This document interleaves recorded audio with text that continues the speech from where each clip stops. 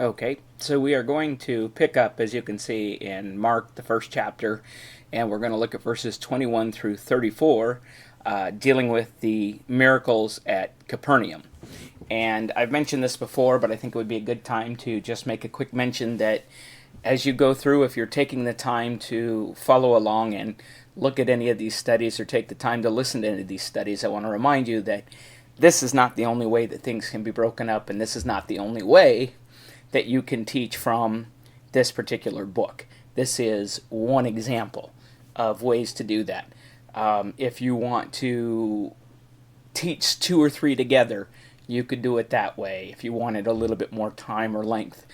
It just all depends on what you feel is best for you, and if you're doing any teaching, what would be best for the person that you're working with. So that being said, let's pick up in Mark chapter 1, verses 21 through 34, and we'll look at the miracles of Capernaum. In verse 21, the word says, "Then they went into Capernaum, and immediately," he uses that word a lot, "immediately on the Sabbath he entered the synagogue and taught.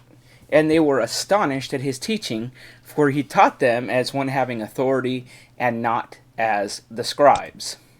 So what we notice here is that Jesus doesn't waste any time in beginning his teaching.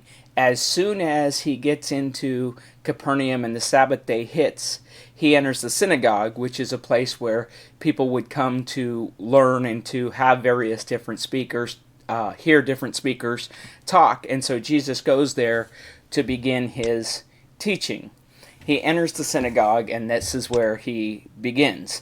And his teaching, we find, is something that stood out. It was amazing, or as our text says, it was something that they were astonished at, because he taught them as one having authority and not as the scribes.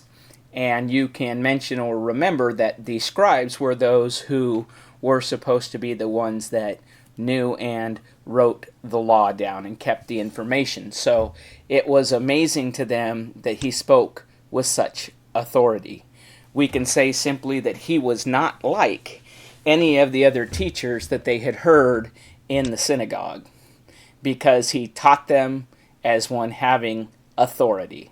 And so that is something that sticks with them, and it is something that as we go on we'll want to remember that, and we can stress and learn from this that when we're reading the teachings of Christ, when we're studying his word, we should recognize that the teaching that he's giving us comes from the authority that he has been given by God to do so. In verses 21 through 28, we pick up at his ability to have power over the demons. And we just looked at 21, probably should have put 23 through 28 here. Let's read that very quickly. It says, "Now there was a certain man in their synagogue with an unclean spirit, and he cried out, saying, 'Let us alone. What have we to do with you, Jesus of Nazareth? Did you come to destroy us? I know who you are, the Holy One of God.' But Jesus rebuked him, saying, 'Be quiet, and come out of him.' And when the unclean spirit had convulsed him, and cried out with a loud voice, he came out of him. Then they were all amazed, so that they questioned among themselves, saying, 'What is this? What new doctrine is this? For with authority he commands even the unclean spirits, and they obey him.' And immediately his fame spread throughout all the region around Galilee." And so we see here the introduction of a man with an unclean spirit. And some have used the term or described these unclean spirits as demons. And we see that the unclean spirit within this man actually recognizes who Jesus is and recognizes the power that Jesus has. And you can tell that he is somewhat afraid of the power that this Christ possesses. He says to him, "I know who you are. You are the Holy One of God." And so I think we can make a point here that even the unclean spirits, even the demons that existed back in New Testament times, recognized that Jesus was the Holy One of God. And that recognition of who he was and the power and authority that he had caused them to fear him. And we see that Jesus speaks some very simple words to this unclean spirit. He says, "Be quiet, come out of him." Now, I don't know if you've seen any of the modern day attempts at exorcisms or claims of exorcising evil spirits or demons, but I can tell you, if you've studied it at all, if you've seen any examples of it at all, it's nothing like what Jesus does. It's usually some kind of huge ceremony, and it's a great battle of wills and a big test, and usually the demon is arguing against and trying to trick or scare the person that's performing the exorcism, trying to actually overcome or overpower them. Jesus doesn't need this big ceremony. He doesn't need all of these things. He simply says, "Be quiet and come out of him." He doesn't rely on anything but the power of God that has been given to him. He didn't need an elaborate ceremony to cast out this particular unclean spirit. And we see the result that takes place after this occurs when he removes this unclean spirit. We notice in verse 26, "And when the unclean spirit had convulsed him and cried out with a loud voice, he came out of him." And so he convulses the man and he cries out, but the demon comes right out. The result is Christ says to do something, and even the demon obeyed his word.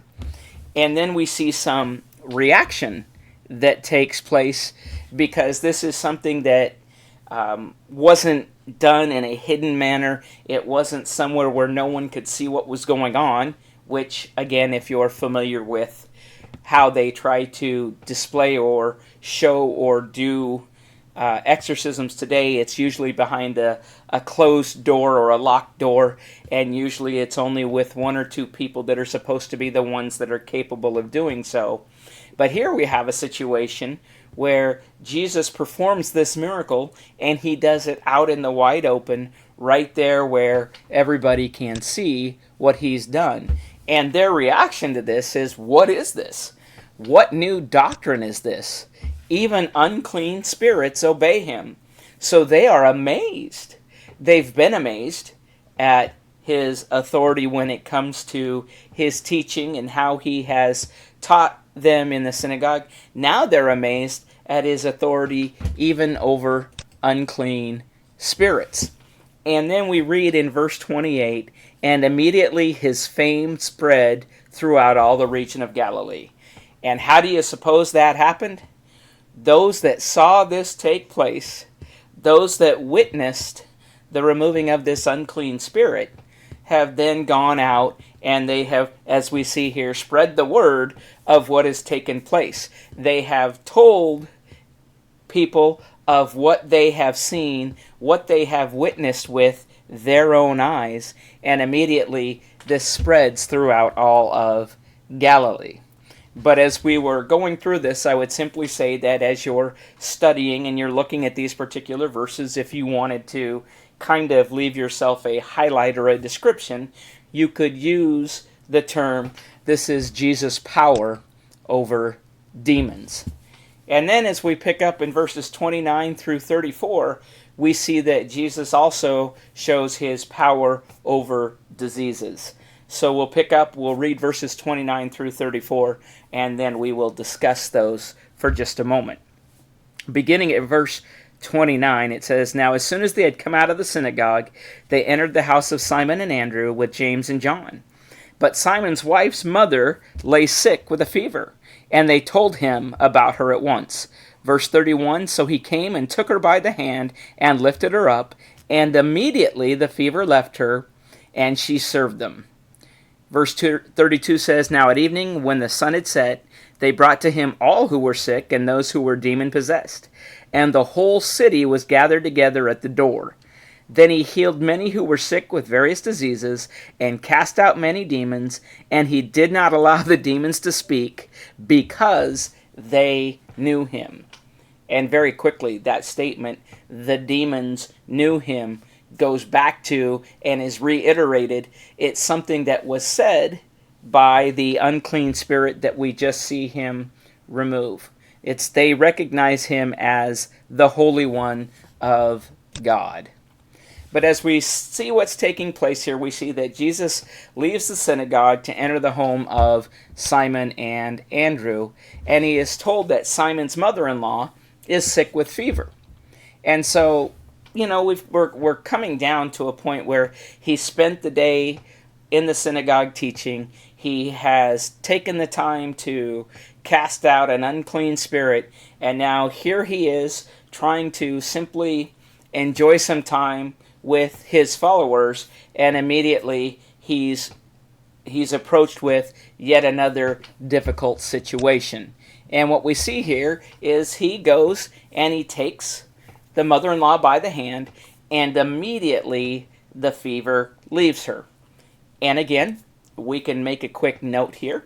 If you are familiar with, and most people are, or have seen or heard those that claim to be faith healers, most of the time they will say that this is something that is going to take place, but it's not something that happens immediately. It's something that they say, oh, it's going to happen down the road. You're going to start getting better. You're soon going to have whatever this case may be. And if you don't, they will generally say it's because you lacked the faith. But with Jesus, we see that it's not a situation of, oh, well, he's touched her, and sometime down the road, his miracle will take effect. With Jesus, when he chooses to perform a miracle, it takes place immediately. And her response is to begin, and I have here serving him. Our passage actually says she begins to serve them. So she's up and around, and she's feeling well enough to be able to perform those types of duties that would be involved in serving others in the home. So we see that it wasn't just something that was maybe a matter of she believed she was fine, but she really wasn't, or it was something that was going to take time. Again, she's immediately able to get up and to begin serving in her household. And then we'll look at the idea of later that same evening. So we're still not done with this one full day in the life of Jesus Christ. And I want you to think about this. This is what a day in the life of Christ was like. And so we see that later that same evening, he healed many more who were sick with various diseases, and he cast out many demons, and he did not allow the demons to speak because they knew him. So he starts his day in the synagogue teaching. He continues his day by going through and helping remove an unclean spirit from a man. He then goes to a home where he is given a situation in which somebody is sick with fever, and he immediately takes the time to go and to remove that or heal that sickness. And then in verse 34, we see that he continues to heal many who were sick with disease, and he cast out many demons. And it's interesting, if you go back to verse 33, it says, the whole city was gathered together at the door. Word had gotten out of what was happening, and people were either coming to see what it is that Jesus Christ had the power to do, or they were coming to experience some of that power for whatever difficulty that they had. And Jesus didn't say, you know what, it's late, I've already done enough healing for the day, I've performed enough miracles, I don't need to do any more. It says he continues to heal many and cast out many demons. And so we see here again, if we were to classify what we're looking at, we could call this Jesus' power over diseases. And we're going to go ahead and we're going to stop this particular section of Scripture. And Lord willing, we will begin picking up at verse 28, verse 35, which will be the morning after this day that Jesus displays his power and authority both over demons and disease. I look forward to sharing some more with you in the near future. Thank you.